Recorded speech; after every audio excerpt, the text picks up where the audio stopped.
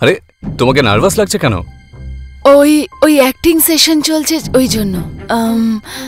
তুমি এত তাড়াতাড়ি এলে? ওই কাজ তাড়াতাড়ি শেষ হয়ে গেল, তাই তাড়াতাড়ি চলে এলাম। আচ্ছা, by the way, this is Aryan, my acting student. Hi Aryan. Hello sir. নামটা খুব ভালো তোমার, একদম ফিল্ম স্টারের মতন। Thank you sir. ম্যাম আমি তাহলে যাই? আরে চলে যাবার কি আছে, তোমরা কন্টিনিউ করো না, অফিসের একটু কাজ রয়েছে, আমি বেডরুমে গিয়ে করে নেব। না না আরিয়ান, আজকের জন্য এইটুকুই। কালকে তুমি আবার চলে এসো, ঠিক আছে? ঠিক আছে ma'am, by sir.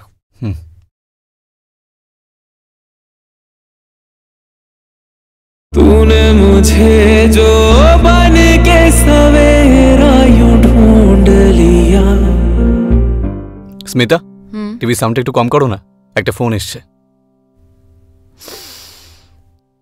Good evening sir. হ্যাঁ হ্যাঁ, thank you so much sir, thanks lot. আচ্ছা পাক্কা স্যার, কালকে বিকেলে আমি চলে আসবো। Yes sir. Sir good night. Smita, what a great news ইয়ার।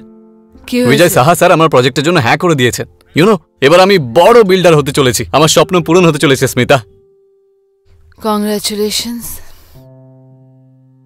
স্মিতা, তুমি খুশি হলে না?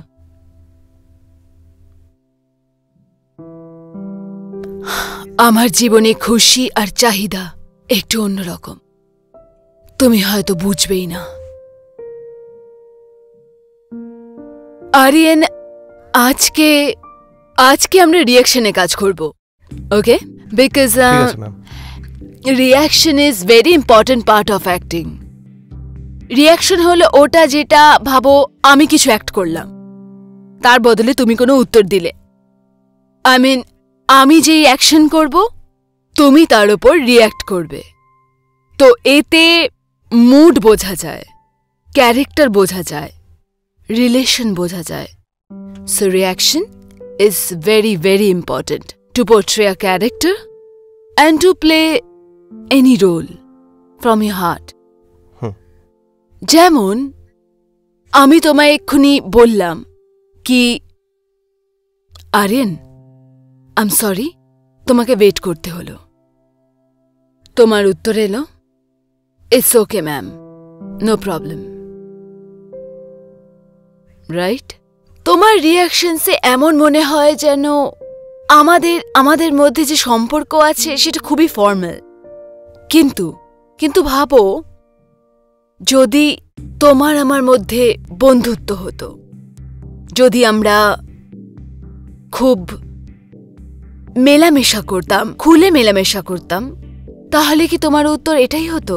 আই মিন, আমার অ্যাকশনের সাথে কি তোমার এই রিঅ্যাকশন হতো? হতো না। এই জন্য আজকে আমরা এটার উপর কাজ করব। Okay ma'am. আজকে একটা এমন প্লট বানাবো যে আমি ভেবে নাও আমি তোমার গার্লফ্রেন্ড, ওকে? আর তুমি আমায় ছেড়ে চলে যাচ্ছ, ঠিক আছে? ঠিক আছে, চলে আসো, এখানে দাঁড়াও আমার সামনে। এবার আমি ডায়লগ বলবো, আই মিন আমি অ্যাক্ট করব, তারপর তুমি আমার অ্যাকশনে রিঅ্যাকশন করবে। রেডি? Yes ma'am.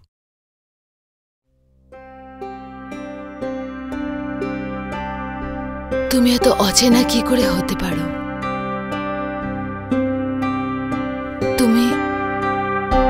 তুমি আমার কোনো খবর নাওনি,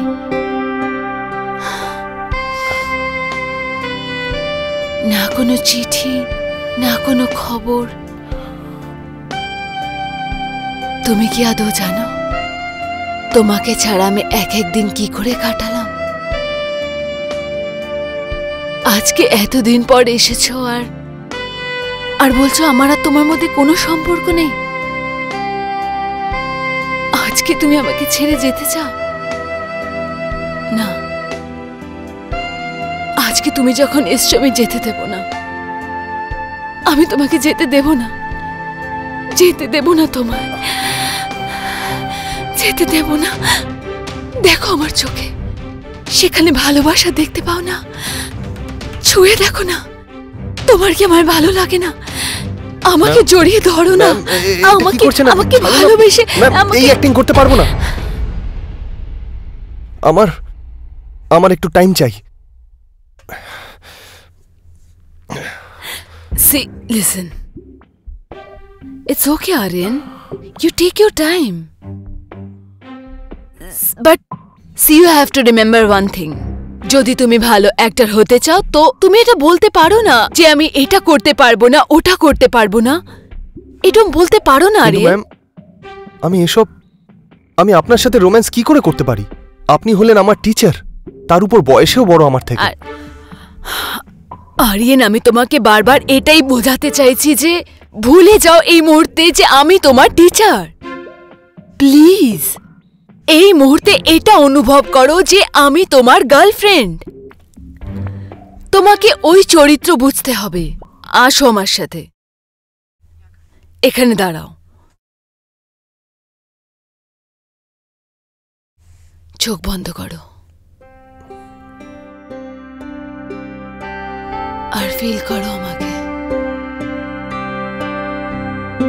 অনুভব করো যে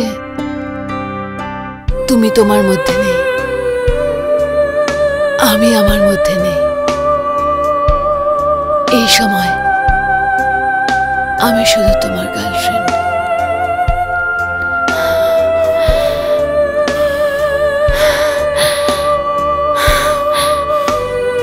বলো যে তুমি আমায় ভালোবাসো, বলো তুমি আমাকে ছাড়া থাকতে পারবে না।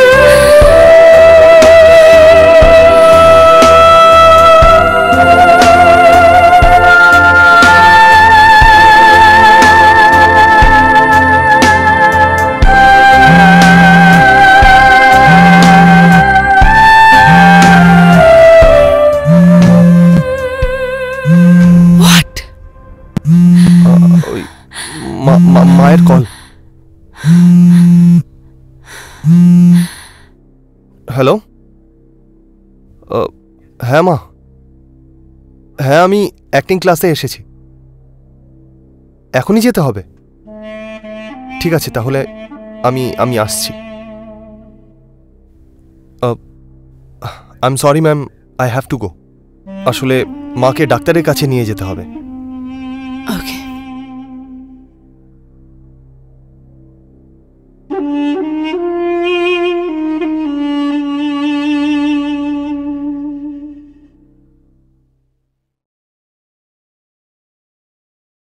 আরে Aryan, how are you? Fine sir. আর কেমন চলছে তোমার অ্যাক্টিং ক্লাস? খুব ভালো sir. Good good, see you, bye. Bye sir. All the best. Thank you.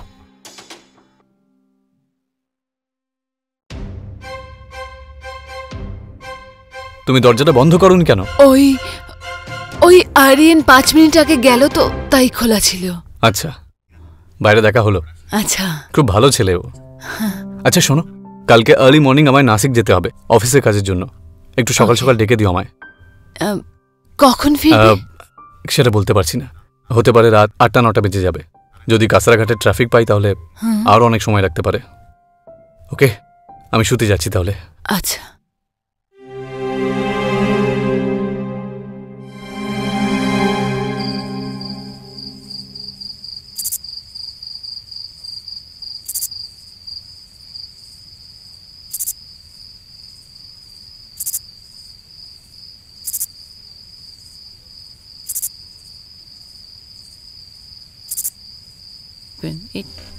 এটা কি হয়ে গেছে আমার?